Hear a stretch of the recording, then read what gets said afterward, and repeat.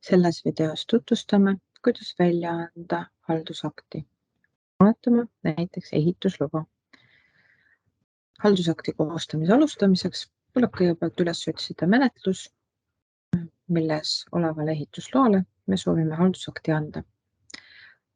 Selleks tuleb kõigepealt liikuda töölauale ja sealt menetlustesse. Menetlused vahelehel. Minu vastutusel olevate menetluste tabelist otsime kõigepealt üles ehitusloa taotluse või kasutusloa taotluse, millel me soovime haldusakti anda. Võtame siit ühe ehitusloa taotluse. Menetluse numbrile vajutades saab selle menetluse avada.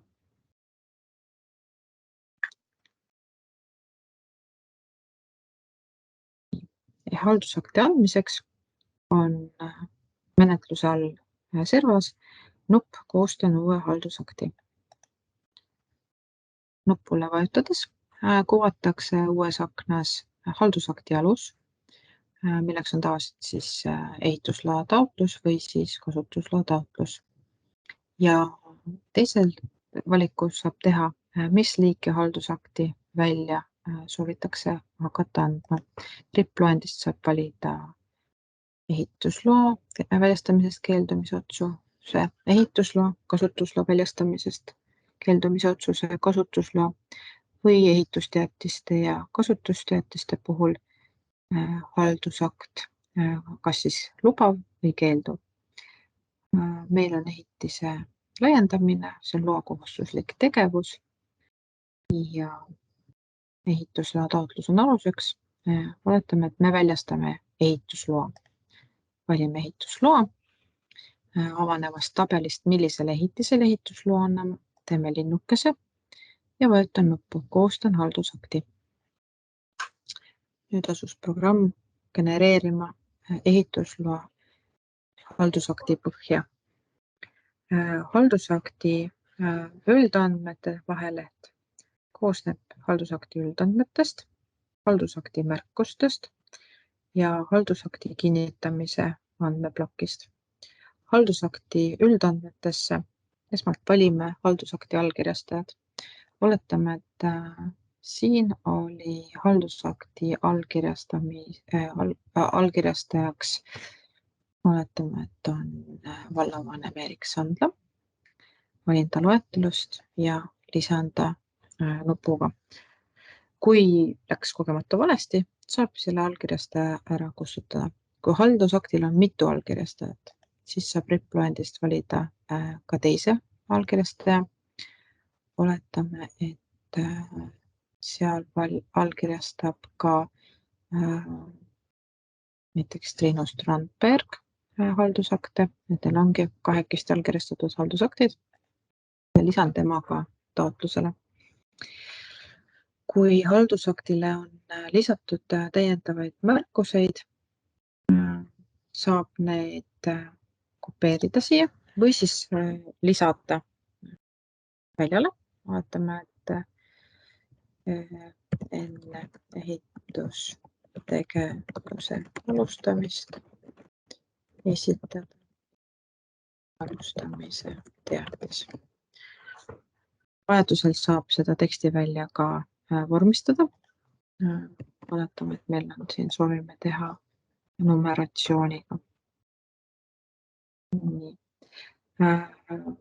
Kui haldusaktil olid mõeldud märkused, siis ja need olid märkuse esitaja poolt valitud, et nad tulevad haldusaktile, siis kuvatakse neid siia tabelisse.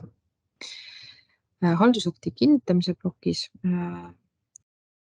tuleb valida, milline on otsuse originaalfail. Kas originaalfailiks jääb ehitisregistris genereeritud ja allkirjastatud dokument või ehitisregistri väliselt või paberil allkirjastatud haldusakt. Juhul, kui ei ole võimalik ehitisregistris haldusakti väljastada. Seda valikut kasutavad ka tihtipeale need omavalitsused, kes väljastavad ehituslubasid komisjoni otsusega või vallavalitsuse istungil antava korraldusega. Et siis vastava valiku saab teha. Kui dokument on registriväliselt allkirjastatud, siis saab siia valida dokumendi faili. Valime arvutist praegu, ütleme siin, ta on PDF-i formaadis meil. Lisan selle faili juurde. Küsitakse dokumendi liiki, haldusakt allkirjastatud dokument, faili number, vaatan, et see on 11, nimetus, korraldus, Viljandi vallavalitsus ja mis kuupäeval välja anti. Oletame, et anti välja 14. juunil. Kui siia soovitakse midagi veel lisada, siis võib seda teha näiteks. See ei ole kohustuslik täita ja salvestan. Nüüd lisati see fail siia juurde. Kui läks kogemata vale fail, saab kustuta nupu kaudu selle ära kustutada. Leheküljel ehitised kuvatakse ehitusloa taotlusele kantud ehitise andmestikku. Kõik need andmed, mis menetlusest läbi käisid. Dokumentide vahelehel kuvatakse taotluse lisaks olnud dokumente, ehitusprojekt, energiamärgise info. Need tulevad kõik kaasa. Kui need andmed sobivad, saab selle kanda registrisse. Avaneb kontrollaken. Veel on võimalus vajadusel üle vaadata, kas kõik failid on ikka need, mis soovitakse esitada. Haldusakti pärast ei saa muuta, saab ainult kehtetuks tunnistada ja uue lisada, aga kinnitan nupule vajutades, siis kantakse haldusakt registrisse. Kinnitame ära. Nii, ja ehitusluba on registrisse kantud.